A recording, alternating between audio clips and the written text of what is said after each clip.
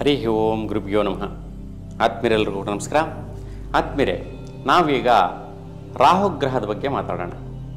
ಏನು ರಾಹುಗ್ರಹ ಅಂತಂದರೆ, ರಾಹುಗ್ರಹ ಬದಲಾವಣೆಯಿಂದ ಆಗುವಂತಹ ಪರಿಣಾಮಗಳು, ಒಳಿತ ಕೆಡುಕ ಅನ್ನುವಂತಹದ್ದು, ಈ ಒಂದು ವಿಚಾರ ತಿಳ್ಕೊಳ್ಳೋಣ. ನೋಡಿ, ಮೀನ ರಾಶಿಯಲ್ಲಿ ಸುಮಾರು 1.5 ವರ್ಷಗಳಿಂದ ಸಂಚಾರ ಮಾಡ್ತಾ ಇರ್ತಕ್ಕಂಥ ರಾಹು ಈಗ ಕುಂಭ ರಾಶಿಗೆ ಪ್ರವೇಶ ಮಾಡ್ತಾನೆ. ಇದರಿಂದ ಮಿಥುನ ರಾಶಿಯವರಿಗೆ ಏನೆಲ್ಲ ಪ್ರತಿಫಲಗಳು ಸಿಗುವಂತಹದ್ದಿದೆ. ಮತ್ತು ಈ ಒಂದು ಕುಂಭ ರಾಶಿಯಲ್ಲಿ ಯಾವ ದಿನಾಂಕದಿಂದ ಯಾವ ದಿನಾಂಕದವರೆಗೂ ಸಂಚಾರ ಮಾಡುವಂತಹ ಸ್ಥಿತಿ ಇದೆ. ಈ ಒಂದು ಕುಂಭರಾಶಿಯಲ್ಲಿ ಬರುವಂತಹ ನಕ್ಷತ್ರಗಳು 3 ನಕ್ಷತ್ರಗಳು ಅಂದರೆ ಪೂರ್ವಭದ್ರ ನಕ್ಷತ್ರ, ಶತಭಿಷ ನಕ್ಷತ್ರ, ಧನಿಷ್ಠ ನಕ್ಷತ್ರ. ಈ ಒಂದು 3 ನಕ್ಷತ್ರಗಳಲ್ಲಿ ರಾಹು ಆಂಟಿ ಕ್ಲಾಕ್ ವೈಸ್ ಅಂದರೆ ರಿವರ್ಸ್ ಆಗಿ ಸಂಚಾರ ಮಾಡುವಂತಹ ಸ್ಥಿತಿ. 9 ಪಾದಗಳಲ್ಲಿ ನಿಮಗೆ 9 ರೀತಿಯ ಪ್ರತಿಫಲಗಳನ್ನು ಕೊಡುವಂತಹದ್ದಿರುತ್ತೆ ಈ ರಾಹು. ಹಾಗಾಗಿ ಮಿಥುನ ರಾಶಿಯವರಿಗೆ ಯಾವ ದಿನಾಂಕದಿಂದ ಯಾವ ದಿನಾಂಕದವರೆಗೂ ಏನೆಲ್ಲ ಬದಲಾವಣೆಗಳು ನಿಮ್ಮ ಜೀವನದಲ್ಲಿ ತರುವಂತಹದ್ದಿದೆ, ಅದಕ್ಕೆ ಏನು ಪರಿಹಾರ, ಯಾವ ರೀತಿಯ ಒಂದು ಯೋಗ ಫಲಗಳಿದೆ ಅಥವಾ ದುಷ್ಟ ಫಲಗಳಿದೆ, ಇವೆರಡೂ ಕೂಡ ತಿಳ್ಕೊಳ್ಳೋಣ. ನೋಡಿ, ಮಿಥುನ ರಾಶಿಯವರಿಗೆ ಇಷ್ಟು ದಿನಗಳ ಕಾಲ ಕರ್ಮಸ್ಥಾನದಲ್ಲಿ ಸಂಚಾರ ಮಾಡ್ತಾ ಇರ್ತಕ್ಕಂಥ ರಾಹು ಇತ್ತು.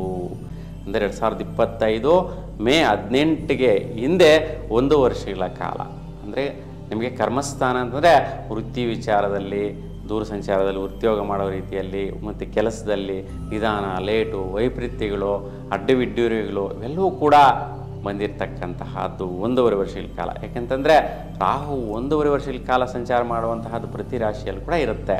ಈಗಾಗಲೇ ಹೇಳಿದಂಗೆ 3 ನಕ್ಷತ್ರಗಳು 9 ಪಾದದಲ್ಲಿ ರಿವರ್ಸ್ ಆಗಿ ಸಂಚಾರ ಮಾಡ್ಕೊಂಡು ಹೋಗ್ತಾ ಇರ್ತಾನೆ.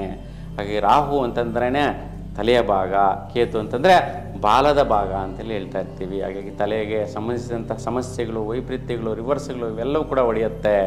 ರಾಹು ಬಂದಾಗ ಅದು ಒಳಿತಿದೆಯಾ ಕೆಡುಕಿದೆಯಾ ಅನ್ನುವಂತಹ ತಿಳ್ಕೋಬೇಕಾಗಿರುತ್ತೆ. ಜೊತೆಗೆ ಈ ಒಂದು ರಾಹು ಒಂದು ಉತ್ತರ ಭಾಗದ ಧ್ರುವ ಅಂದರೆ ಉತ್ತರ ಧ್ರುವಕ್ಕೆ ಕೇಂದ್ರ ಸ್ಥಾನ ಆಗಿರ್ತಕ್ಕಂತಹದ್ದು ರಾಹುಗೆ. ಕೇತುಗೆ ದಕ್ಷಿಣ ಧ್ರುವ ಆಗಿರುತ್ತೆ. ಅದಕ್ಕೇ ಮಲಗುವ ಕೊಠಡಿಯಲ್ಲಿ ಕೂಡ ತಲೆಯನ್ನು ಇಡುವಂತಹದ್ದು ಉತ್ತರ ದಕ್ಷಿಣಕ್ಕೆ ಇಡಬಾರ್ದು ಅನ್ನುವಂಥದ್ದು ಸೈಂಟಿಫಿಕ್ ಆಗಿ ವೈಜ್ಞಾನಿಕ ಕಾರಣ ಆಗಿರುತ್ತೆ. ಆದರೆ ನಮ್ಮ ಒಂದು ಜ್ಯೋತಿಷ್ಯ ಶಾಸ್ತ್ರದಲ್ಲಿ ಆ ರೀತಿ ಇದ್ದರೂ ಕೂಡ ನಾವು ಹೇಳುವಂತಹ ಪದ್ಧತಿಗಳು ಬೇರೆ ಇರುತ್ತೆ. ಉತ್ತರಕ್ಕೆ ಇಡಬೇಡಿ, ದಕ್ಷಿಣಕ್ಕೆ ಇಡಬೇಡಿ ಅಂತ ಹೇಳ್ತಾ ಇರ್ತೀವಿ. ಪೂರ್ವ ಪಶ್ಚಿಮಕ್ಕೆ ಇಟ್ಟರೆ ಒಳ್ಳೆಯದು ಅಂತ ಹೇಳ್ಬಿಟ್ಟು. ಯಾಕೆಂದರೆ ಉತ್ತರ ದಕ್ಷಿಣನ ಮ್ಯಾಗ್ನೆಟಿಕ್ ಪವರ್ ಅಂತೇಳಿ ಹೇಳ್ತೀವಿ. ಅಂದರೆ ನಮ್ಮ ಮೆದುಳಲ್ಲಿರ್ತಕ್ಕಂತಹ ಮೇಧೋ ರಸದ ಮೇಲೆ ಒತ್ತಡ ಬೀಳುವಂತಹದ್ದು, ಪ್ರೆಷರ್ ಬೀಳುವಂತಹದ್ದು. ಈ ರಾಹು ಕೇತುವಿನ ಪ್ರೆಷರ್ ಬಿದ್ದಾಗ ಮೆಂಟಲಿ ಡಿಸ್ಟರ್ಬ್ ಆಗುವಂತಹ ಸ್ಥಿತಿಗಳು ಹೆಚ್ಚಾಗಿ ನಾವು ನೋಡುವಂತಹದ್ದಿರುತ್ತೆ. ಈಗ ಈ ಒಂದು ಕುಂಭರಾಶಿಗೆ ಪ್ರವೇಶ ಮಾಡ್ತಾ ಇರ್ತಕ್ಕಂಥ ರಾಹು 2025 ಮೇ 18ನೇ ತಾರೀಕಿಂದ 1.5 ವರ್ಷಗಳ ಕಾಲ ಅಂದರೆ 2026 ನವಂಬರ್ 25ನೇ ತಾರೀಕುವರೆಗೂ ಇರುವಂತಹದ್ದು. 2026 ನವಂಬರ್ 25ನೇ ತಾರೀಕುವರೆಗೂ ಕೂಡ ಇರ್ತಕ್ಕಂತಹದ್ದು ಸಂಚಾರ ಮಾಡುವಂತಹದ್ದು ಬರುತ್ತೆ 3 ನಕ್ಷತ್ರಗಳಲ್ಲಿ. ಮೊದಲಿಗೆ ಒಂದು 2025 ಮೇ 18ಗೆ ಪೂರ್ವಭದ್ರ ನಕ್ಷತ್ರ ಪ್ರವೇಶ ಮಾಡ್ತಾನೆ. 3ನೇ ಪಾದಕ್ಕೆ ರಾಹು ಗುರುವಿನ ನಕ್ಷತ್ರ. ನೋಡಿ, ಗುರುವಿಗೂ ರಾಹುಗೂ ವೈಪರೀತ್ಯ ಬರುತ್ತೆ. ಗುರು ಬಂದು ಶುಭ ನಕ್ಷತ್ರ ಆಗಿರುತ್ತೆ, ಶುಭ ಒಂದು ಗ್ರಹಗಳ ಒಂದು ಫಲ ಕೊಡುತ್ತೆ. ಆದರೆ ಈ ಒಂದು ಶುಭ ಗ್ರಹದ ನಕ್ಷತ್ರದ ಫಲ ರಾಹುವಿನ ಮೇಲೆ ಬಿದ್ದು ಒಂದು ಭೂಮಿ ಮೇಲೆ ಇರ್ತಕ್ಕಂಥ ನಿಮ್ಮ ರಾಶಿಯವರಿಗೆ, ಮಿಥುನ ರಾಶಿಯವರಿಗೆ ಯಾವ ರೀತಿ ತದ್ವಿರುದ್ಧಗಳು, ವೈಪರೀತ್ಯಗಳು ಕಾಡುತ್ತೆ ಅಂತ ನೋಡಿದ್ರೆ, ನೋಡಿ, ನಿಮ್ಮ ವೈಯಕ್ತಿಕವಾದಂತಹ ಅಭಿವೃದ್ಧಿ, ಧ್ಯೇಯ, ಡೆವಲಪ್ಮೆಂಟ್ಸು ಇವೆಲ್ಲವೂ ಕೂಡ ನೀವು ತುಂಬಾ ಉತ್ಸಾಹದಿಂದ ಮಾಡ್ತಾ ಇರ್ತೀರಾ. ಯಾಕೆಂತಂದರೆ ನಿಮ್ಮ ರಾಶಿಗೆ ಬೇರೆ ಗುರು ಪ್ರವೇಶ ಮಾಡ್ತಾ ಇರ್ತಕ್ಕಂತಹದ್ದು. ಹಾಗಾಗಿ ಮೇ 15ಕ್ಕೆಲ್ಲ ಗುರು ನಿಮ್ಮ ರಾಶಿಗೆ ಬರ್ತಾ ಇದ್ದಾನೆ. ಹಾಗಾಗಿ ಗುರುವಿನ ಫಲ ಕೊಡುವಂತಹದ್ದು. ಇಲ್ಲಿ ಗುರು ನಕ್ಷತ್ರನೇ ರಾಹು ಮೇಲೆ ಪ್ರಭಾವ ಬೀರ್ತಾ ಇರ್ತಕ್ಕಂತಹದ್ದು. ನೋಡಿ, ಯಾವ ರೀತಿಯ ಒಂದು ವೈಜ್ಞಾನಿಕವಾದಂತಹ ಒಂದು ಪ್ರೆಷರ್ ಇರುತ್ತೆ, ಒಂದು ರೀತಿ ಸಿಸ್ಟಮ್ ಇರುತ್ತೆ. ಅದರ ಪ್ರತಿಫಲವಾಗಿ ಫಲಗಳು ಹೆಂಗಿರುತ್ತೆ ಅಂತ ನಾವು ನೋಡ್ಕೊಳ್ತಾ ಇರ್ತೀವಿ. ಆ ವಿಷಯಗಳು ಹೆಂಗಿರುತ್ತೆ ಅಂತ ನೋಡ್ಕೊತಾ ಇರ್ತೀವಿ. ಹಾಗಾಗಿ ನಿಮ್ಮ ವೈಯಕ್ತಿಕವಾದಂತಹ ಅಭಿವೃದ್ಧಿಕಾರಿ ವಿಚಾರಗಳಲ್ಲಿ ರಿವರ್ಸ್ಗಳು ಹೊಡೆಯುವಂತಹದ್ದು ಮತ್ತು ಭಾಗ್ಯದ ವಿಚಾರಗಳು, ಯಾವುದೋ ಒಂದು ಒಳ್ಳೆಯ ಉನ್ನತವಾದಂತಹ ಸ್ಥಾನ, ಭಾಗ್ಯ, ಅವಕಾಶಗಳು ಮಿಸ್ ಆಗುವಂತಹದ್ದು, ತಪ್ಪು ಹೋಗುವಂತಹ ಸಾಧ್ಯತೆಗಳು ಜಾಸ್ತಿ ಇರುತ್ತೆ. ಮತ್ತು ದಂಪತಿಗಳಿಗೆ ಧರ್ಮಕ್ಷೇತ್ರಗಳಿಗೆ, ತೀರ್ಥಯಾತ್ರೆಗಳಿಗೆ, ಪುಣ್ಯಸ್ಥಳಗಳಿಗೆ, ಧರ್ಮ ಕಾರ್ಯಗಳು ಮಾಡುವಂತಹ ಸನ್ನಿಧಾನಗಳಲ್ಲಿ ಎಡವಟ್ಟುಗಳಾಗುವಂತಹದ್ದು, ಅಡ್ಡವಿಡ್ಡೂರುಗಳಾಗುವಂತಹದ್ದು, ಅವರಿಗೆ ಸ್ವಲ್ಪ ಪ್ರಾಣಕ್ಕೆ ತುತ್ತುಗಳು ಬರುವಂತಹದ್ದು, ಅವಘಡಗಳಾಗುವಂಥ ಸಾಧ್ಯತೆಗಳು ಜಾಸ್ತಿ ಇರುತ್ತೆ. ಯಾಕೆಂತಂದರೆ ರಾಹು ಪ್ರಭಾವ ಈ ರೀತಿ ಆಗುವಂಥ ಸ್ಥಿತಿ ಗುರುವಿನ ಮೇಲೆ ಬರುವಂಥದ್ದು. ಇದನ್ನೇ ಶಾಂಡಾಲ ಯೋಗ ಅಂತೇಳಿ ಹೇಳ್ತಾ ಇರ್ತೀವಿ. ಮತ್ತು ವೃತ್ತಿ ವಿಚಾರದಲ್ಲಿ ತುಂಬ ದೃಢವಾಗಿರ್ತೀರಾ, ನಾನು ಏನು ಬೇಕಾದರೂ ಜಯಿಸಬಲ್ಲೆ ಮಾಡಬಲ್ಲೆ ಅಂತಿರ್ತೀರ. ಆದರೆ ಕೂಡ ನಿಮಗೆ ಬಲ, ಶಕ್ತಿ, ಸಾಮರ್ಥ್ಯ ಇದ್ದರೂ ಕೂಡ ಕೆಲವೊಂದು ಸ್ಕಿಪ್ಪಿಂಗ್ಸ್ ಇರುತ್ತೆ, ಡಿಸ್ಟರ್ಬ್ಗಳಾಗುತ್ತೆ. ಸೊ ಯಾವುದೋ ಒಂದು ರೀತಿ ವೈಪರೀತ್ಯಗಳಾಗೋ ಸಾಧ್ಯತೆಗಳು ಕಾಣಿಸುತ್ತೆ. ಯಾಕಪ್ಪ ಇವೆಲ್ಲ ಆಗ್ತಾಯಿದೆ ಅಂದರೆ ರಾಹುವಿನ ಪ್ರಭಾವ. ಅದು ಹೇಳ್ತಾ ಇದ್ದೀನಲ್ಲ, ಚಾಂಡಾಲ ಯೋಗದ ಪ್ರಭಾವ ಎಲ್ಲಿವರೆಗೂ ಇರುತ್ತೆ ಅಂತಂದರೆ 2025 ಡಿಸೆಂಬರ್ 3ನೇ ತಾರೀಕುವರೆಗೂ ಇರುತ್ತೆ ಈ ಒಂದು ವೈಪರೀತ್ಯ. ಯಾಕೆಂದರೆ ಪೂರ್ವಭದ್ರ ನಕ್ಷತ್ರದಲ್ಲಿ ಈ ಒಂದು ಪಾದಗಳಲ್ಲಿ ಸಂಚಾರ ಮಾಡುವಂತಹ ಸಮಯ ಆಗಿರುತ್ತೆ. ಅಂದರೆ ರಾಹು ಗುರುವಿನ ನಕ್ಷತ್ರದಲ್ಲಿ. ಹಾಗೆ ಈ ಒಂದು ಸಮಯದಲ್ಲಿ ನೀವು ಬಹುಮುಖ್ಯವಾಗಿ ಒಂದು ಶಕ್ತಿ ಮಾತಾ ದರ್ಶನ ಮಾಡಿ ಕೆಂಪು ಹೂವಿನ ಅಷ್ಟೋತ್ತರ ಮಾಡಿಸ್ಕೊಳ್ಳೋದ್ರಿಂದ ತುಂಬ ಶುಭವಾದಂಥ ಫಲಗಳನ್ನು ಪಡೀತೀರಾ. ಇನ್ನು ಈ ಒಂದು ಶತಭಿಷ ನಕ್ಷತ್ರ ಪ್ರವೇಶ ಮಾಡುವಂತಹ ದಿನಾಂಕ 2025 ಡಿಸೆಂಬರ್ 3ನೇ ತಾರೀಕಿಗೆ ಪ್ರವೇಶ ಮಾಡ್ತಾನೆ. ನೋಡಿ, ಇನ್ನು ಶತಭಿಷ ನಕ್ಷತ್ರದಲ್ಲಿ 4 ಪಾದಗಳು ಎಲ್ಲಿವರೆಗೂ ಇರುತ್ತಪ್ಪ ಅಂತಂದರೆ 2026 ಜುಲೈ 2ನೇ ತಾರೀಕುವರೆಗೂ. ಈ ಸಮಯದಲ್ಲಿ ಶತಭಿಷ ನಕ್ಷತ್ರದಲ್ಲಿ ರಾಹು ಸಂಚಾರ ಮಾಡ್ಕೊಂಡು ಹೋಗ್ತಾನೆ. ಆಂಟಿ ಕ್ಲಾಕ್ ವೈಸ್ ರಿವರ್ಸ್ ಆಗಿ ಹೋಗ್ತಾನೆ. 4ನೇ ಪಾದ, 3ನೇ ಪಾದ, 2ನೇ ಪಾದ, 1ನೇ ಪಾದ ಈ ರೀತಿ ರಿವರ್ಸ್ ಆಗಿ ಹೋಗುವಂತಹದ್ದು. ಹಾಗೆ ಶತಭಿಷ ನಕ್ಷತ್ರ ಬಂದು ರಾಹುವಿನ ನಕ್ಷತ್ರನೇ. ನೋಡಿ, ರಾಹುವಿನ ನಕ್ಷತ್ರದ ಕೆಳಗಡೆ ರಾಹುವೇ ಸಂಚಾರ ಮಾಡೋದ್ರಿಂದ ಕುಂಭರಾಶಿಯಲ್ಲಿ ಗೋಚಾರದಲ್ಲಿ ನಿಮಗಾಗುವಂತಹ ಪ್ರತಿಫಲಗಳು ಯಾವ ರೀತಿ ಇರುತ್ತೆ ಅಂತಂದರೆ ನಿಮಗೆ ರಿವರ್ಸ್ ಆಗಿ ಭಾಗ್ಯಗಳು ಬರುವಂತಹದ್ದು. ಅಂದರೆ ನೀವು ಊಹೆನೇ ಮಾಡಿಲ್ಲ, ರಿವರ್ಸ್ ಆಗಿ ಭಾಗ್ಯಗಳು ಬರುವಂತಹದ್ದು. ಮತ್ತು ಇಷ್ಟು ದಿನ ಆರೋಗ್ಯ ಸ್ಥಿತಿ ಸರಿಯಿಲ್ಲ ಅಂಥವ್ರಿಗೆ ಆರೋಗ್ಯಗಳು ಸರಿ ಹೋಗುವಂತಹದ್ದು. ಮತ್ತು ವಿಶೇಷವಾದಂತಹ ಒಂದು ಲಕ್ ಆಪರ್ಚುನಿಟಿಗಳು, ಭಾಗ್ಯದ ಅವಕಾಶಗಳು ಸಿಗುವಂತಹದ್ದು. ಮತ್ತು ವೃತ್ತಿಯಲ್ಲಿ ಒಳ್ಳೆಯ ಸ್ಥಾನ, ಘನತೆ, ಗೌರವ, ಅವಕಾಶಗಳು ಸಿಗುವಂತಹದ್ದು ತುಂಬ ಚೆನ್ನಾಗಿ ಸಿಗತ್ತೆ. ಬಹಳಷ್ಟು ಯಾರಿಗೆಲ್ಲ ಇವೆಲ್ಲ ಎಫೆಕ್ಟ್ಗಳು ಒಳ್ಳೆಯ ರೀತಿಯಲ್ಲಿ ಬರುತ್ತೆ ಅಂತಂದರೆ ಕುಶಲ ಕಾರ್ಮಿಕರಿಗೆ, ಶ್ರಮಿಕರಿಗೆ ಒಳ್ಳೆಯ ಪ್ರತಿಫಲ ಸಿಗುವಂತಹದ್ದು.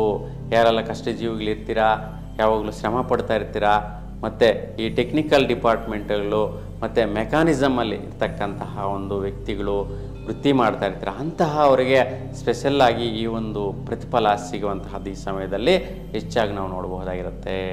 ಇನ್ನು ಈ ಒಂದು ದಿನಾಂಕದಿಂದ ಧನಿಷ್ಠ ನಕ್ಷತ್ರ ಪ್ರವೇಶ ಮಾಡುವಂತಹದ್ದು ರಾಹು 2026 ಜುಲೈ 2ನೇ ತಾರೀಕಿಗೆ ಪ್ರವೇಶ ಮಾಡ್ತಾನೆ.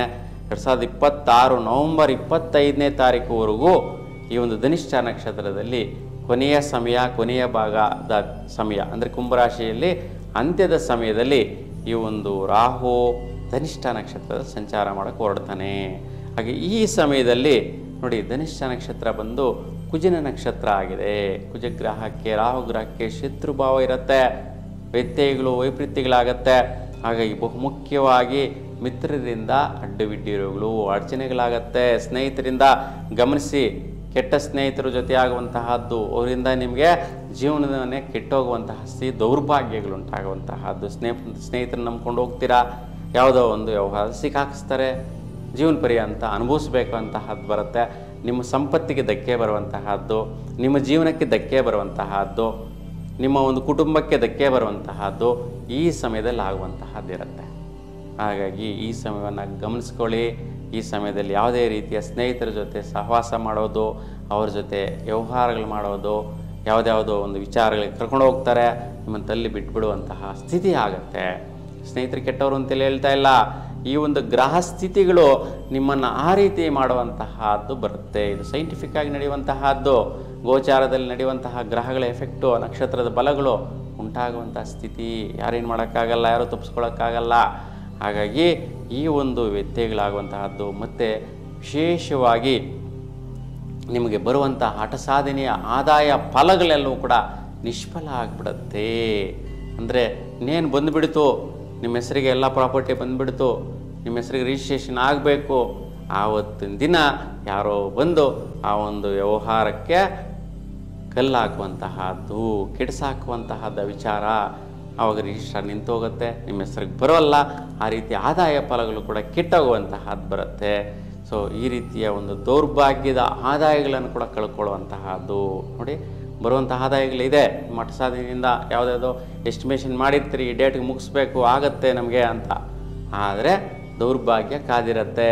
ಯಾಕೆ ಹಿಂಗೆಲ್ಲ ಆಗ್ತಾಯಿದೆ ಅಂದರೆ ಧನಿಷ್ಠ ನಕ್ಷತ್ರ, ಕುಜನ ನಕ್ಷತ್ರದ ಬಲ ರಾಹುವಿನ ಮೇಲೆ ಬೀರುವಂತಹದ್ದು, ಎಫೆಕ್ಟ್ ಆಗುವಂತಹದ್ದಾಗತ್ತೆ. ಈ ಒಂದು ತೊಂದರೆಗಳೆಲ್ಲ ಆಗುತ್ತೆ. ಹಾಗಾಗಿ ಈ ಸಮಯದಲ್ಲಿ ಬಹುಮುಖ್ಯವಾಗಿ 9 ಮಂಗಳವಾರಗಳಂದು ಸುಬ್ರಹ್ಮಣ್ಯ ಸ್ವಾಮಿ ದೇವರ ದರ್ಶನ ಮಾಡಿ ಅಲ್ಲಿ ತೊಗರಿ ಧಾನ್ಯದ ಪ್ರಸಾದವನ್ನು ನೀವು ನೈವೇದ್ಯವಾಗಿ ಇಟ್ಟು ಹಂಚೋದ್ರಿಂದ, ಭಕ್ತಾದಿಗಳಿಗೆಲ್ಲ ನೀಡೋದರಿಂದ ಈ ಒಂದು ಪ್ರತಿಫಲದಾಯಕ ಅನುಕೂಲಗಳನ್ನ ನೀವು ಪಡಿಬಹುದಾಗಿರುತ್ತೆ. ಈ ವೈಪರೀತ್ಯಗಳನ್ನು ನಿವಾರಣೆ ಮಾಡ್ಕೋಬಹುದಾಗಿರುತ್ತೆ. ಹಾಗೆ ನಿಮ್ಮೆಲ್ಲರಿಗೂ ಕೂಡ ರಾಹುಗ್ರಹಕ್ಕೆ ಆದಿದೇವತೆ ಆಗಿರುವಂಥ ಶಕ್ತಿ ಮಾತಾ ದೇವಿಯ ಅನುಗ್ರಹ ಈ ಒಂದು ಸಮಯದಲ್ಲಿ ನಿಮಗೆ ದೇವಿ ಕೊಳ್ಳಿ ಅಂತೇಳಿ ಪ್ರಾರ್ಥಿಸ್ತಾ ಎಲ್ಲರಿಗೂ ಕೂಡ ಶುಭವಾಗಲಿ. ನಮಸ್ಕಾರ.